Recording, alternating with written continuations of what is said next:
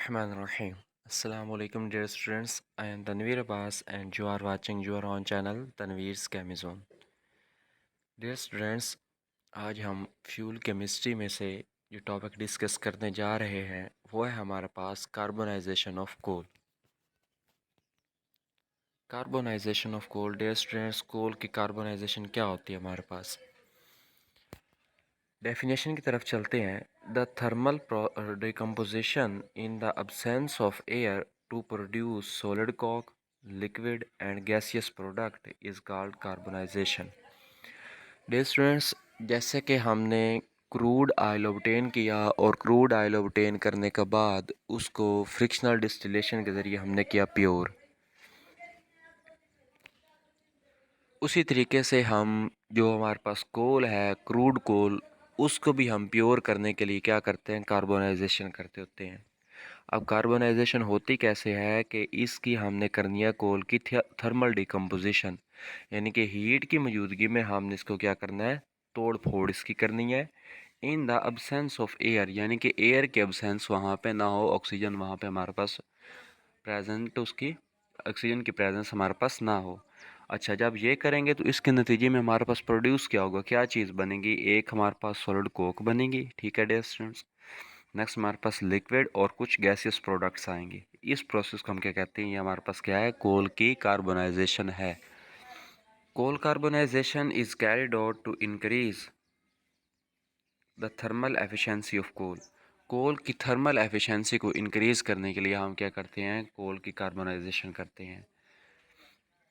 The product from carbonisation are coke, oven gas. Gaseous form में जो हमारे पास कार्बोनाइजेशन का प्रोडक्ट आएगा वो हमारे पास गैसियस फॉर्म में कोक ओवन गैस होगा। लिक्विड फॉर्म में हमारे पास कोल तार होगा और हमारे पास जो सॉलिड फॉर्म है वो हमारे पास कोक होगी। अब तीन किस्म के प्रोडक्ट ऑब्टेन होने हैं ना, लिक्विड, गैसियस और solid.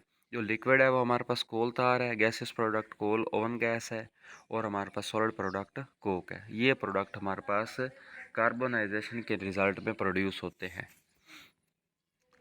On heating, stepwise changes occur in coal as a result of series of process involved।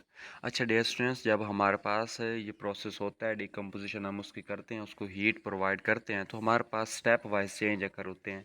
Dear students, जैसे हमारे पास फ्रिक्शनल डिस्टिलेशन में फ्रिक्शनल फ्रैक्शनेटिंग टावर के अंदर डिफरेंट टेम्परेचर पर हमारे पास डिफरेंट फ्रैक्शन ऑब्टेन हुई थी क्रूड ऑयल की, उसी तरीके से जब हम कोल की कार्बोनाइजेशन कर रहे होते हैं और उसमें टेम्परेचर करते हैं चेंज, जैसे जैसे टेम्परेचर हमारे पास स्टेप वाइज चेंज होता है, इसी तरीके से हमारे पास कोल में भी क्या आते हैं, चेंजेस आते हैं, लाइक क्रूड ऑयल या पेट्रोलियम।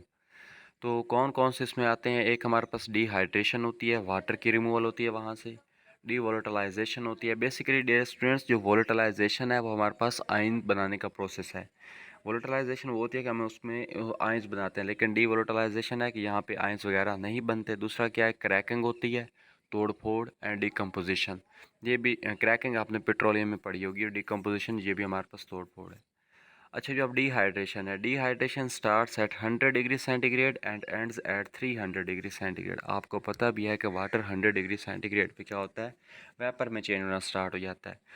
तो डिहाइड्रेशन वाटर की रिमूवल कैसे ही हो सकती है कि वेपर में वहाँ से चला जाए, वेपर में चेंज हो जाए। तो डिहाइड्रेशन स्टार्ट कहाँ से होगी, 100 डिग्री सेंटीग्रेड से, और एंड कहाँ पे होगी, 300 डिग्री सेंटीग्रेड पे। नेक्स्ट क्या है, अबव दिस टेम्परेचर, यानी कि 300 डिग्री सेंटीग्रेड से ज़्यादा, अबव दिस टेम्परेचर डिवोलेटिलाइजेशन अकर। जब 3 डिग्री सेंटीग्रेड से टेम्परेचर इंक्रीज़ करेगा तो हमारे पास क्या होगी डियर स्टूडेंट्स, डिवोलेटिलाइजेशन होगी and coal change into soft and metaplastic state. तो इसमें हमारे पास क्या होगा डियर स्टूडेंट्स, के जो कोल है वो एक जेल लाइक फॉर्म में आ जाएगा, सॉफ्ट फॉर्म होगी उसकी, मेटाप्लास्टिक सी फॉर्म होगी, उसमें वो हमारे पास चेंज हो जाएगा। अच्छा, एट स्टिल हायर टेम्परेचर, जब हम इससे भी टेम्परेचर इंक्रीज़ करते हैं तो हमारे पास क्या होता है, cracking and decomposition take place. फिर इसकी क्रैकिंग हो जाती है और डिकम्पोजिशन हो जाती है। ठीक है डियर स्टूडेंट्स। अच्छा, जब क्रैकिंग होगी, डिकम्पोजिशन होगी, उसके बाद अगर हम टेम्परेचर इंक्रीज़ कर दें on further heating, crystalline Coke इस फॉर्म, तो हमारे पास क्या होती है, एक दानेदार कोक बन जाती है, जो कोक की एक जो कोल की हमारे पास एक सॉलिड फॉर्म है वो हमें ऑब्टेन हो जाती है। डियर स्टूडेंट्स, नेक्स्ट है हमारे पास टाइप ऑफ कार्बोनाइजेशन। कार्बोनाइजेशन की टाइप्स हैं, वो कौन कौन सी टाइप्स हैं हमारे पास। Based on temperature there are two types of carbonization. Temperature के हिसाब से बेसिकली हमारे पास कार्बोनाइजेशन के दो टाइप हैं। एक होती है डियर स्टूडेंट्स हमारे पास लो टेम्परेचर कार्बोनाइजेशन, इसको हम एलटीसी भी कहते हैं, ये लो टेम्परेचर पे होती है। दूसरी होती है डियर स्टूडेंट्स हमारे पास हाई टेम्परेचर कार्बोनाइजेशन, इसको हम एचटीसी कहते हैं। एब्रीवेशन इसका है, ये हाई टेम्परेचर पे होती है। डियर स्टूडेंट्स, इनके दरमियान भी एक स्टेट होती है, उस स्टेट के बारे में हम देखते हैं अभी। Sometime the medium temperature carbonisation is also include, जिसको हम क्या कहते हैं, मीडियम टेम्परेचर। एक लो होगी एक हाई होगी, उनके दरमियान जो एक होगी वो होगी medium temperature carbonisation. Also include which is carried out at temperature intermediate between LTC and HTC. इसको कहाँ पे कैरी किया जाएगा, एलटीसी और एचटीसी के इंटरमीडिएट टेम्परेचर पे ये कैरी होगी। डियर स्टूडेंट्स, इंशाल्लाह नेक्स्ट लेक्चर में हम इन टाइप्स की डिटेल करेंगे और फर्दर इसके बारे में कार्बोनाइजेशन को हम स्टडी करेंगे। तब तक के लिए जज़ाकल्लाह, अल्लाह हाफ़िज़।